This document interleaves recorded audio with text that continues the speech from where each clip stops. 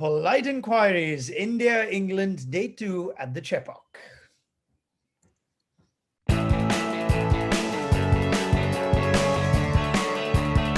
Josh Caswell says, will Joe Root pass Sir Alastair's record by the end of this series?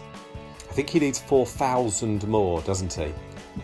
So probably not, but he'll pass Graham Gooch. I think he needs another 500 or so, fairly shortly. What's it been? 650 runs in the last 3.5 games. Mm-hmm. It's not a bad effort. If his home pitches, if he was Indian or a Kiwi, he'd have an average of 60, wouldn't he? What do you reckon? Sir Joe Root, sooner rather than later? It seems a really bizarre thing to give someone who's been quite good at batting. But I'll be fine. If that's your thing, I would rather have a beer. If the Queen offered me a beer, I'd say yes all day.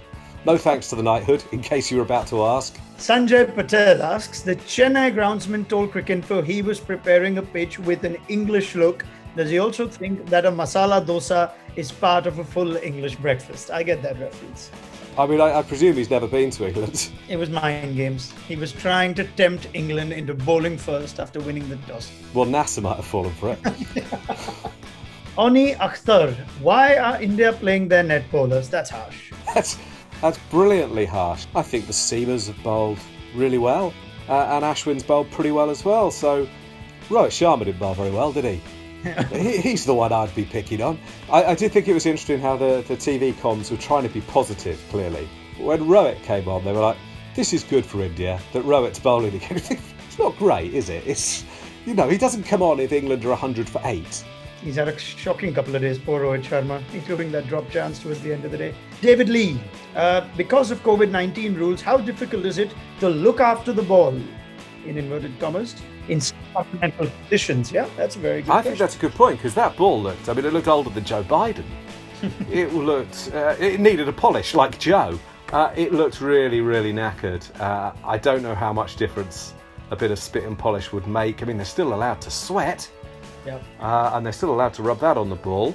But yeah, it aged a lot. I suppose belatedly it reversed a bit, but there wasn't a lot there for the bowlers, was there? Mustafa Moudi, I hope I've got that right. Why is Virat reluctant in using himself as a bowler? It's usual that captains, if they're part-time bowlers, start bowling themselves when the regular bowlers are not getting the breakthrough. It's a bit rich. Call Virat Kohli a part-time bowler. I think these are the sorts of problems that you look at when you're just getting beaten a lot. This is from KVH0117. Rohit Sharma's hairline is slowly morphing into Sehwag's, no? I'd be more worried about the dropping catches than the dropping hair. The popping crease. If you had to pick one of Root, Kohli, Williamson, Smith or Babar, who's made it a Fab 5, to bat for your life, who would you choose? Oh, good question. You're playing a bit free and easy with my life there. Oh, I think I'd have to say Steve Smith. He's just so determined, and I've seen him do it in all conditions. Jeffrey Bunting may never go outside again. That's his whole Twitter line. Well, he's coming from Britain, isn't he? That's someone in the UK, because that's how it feels. Yeah. Is Joe Root's current showing off a sign that there is too much cricket? With form like this after a long break, is there a case for Root, good as he is in ODIs, to not play white ball cricket? Yeah, I completely agree. I mean, if there was a 50-over World Cup coming up, fair play, but there isn't, is there? So he doesn't need to play 50-over cricket. He's not currently in England's T20 side. So give him the time off. It seems to be really good for him. I agree, and if he comes back with a point to prove and hungry, it's not so bad. I agree with the question. I think that's a really good plan. Ben Rigby, how can Archer still be batting higher than number 12? Oh, it's harsh.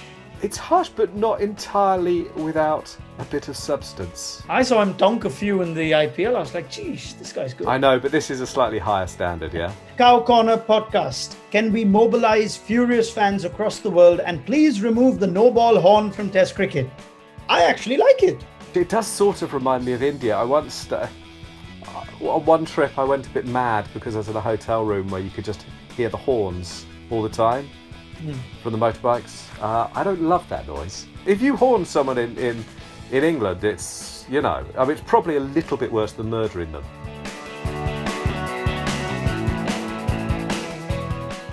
Thanks Thanks for watching ESPN on YouTube. And for more sports highlights and analysis, be sure to download the ESPN app. And for premium content plus live streaming, make sure to subscribe to ESPN Player.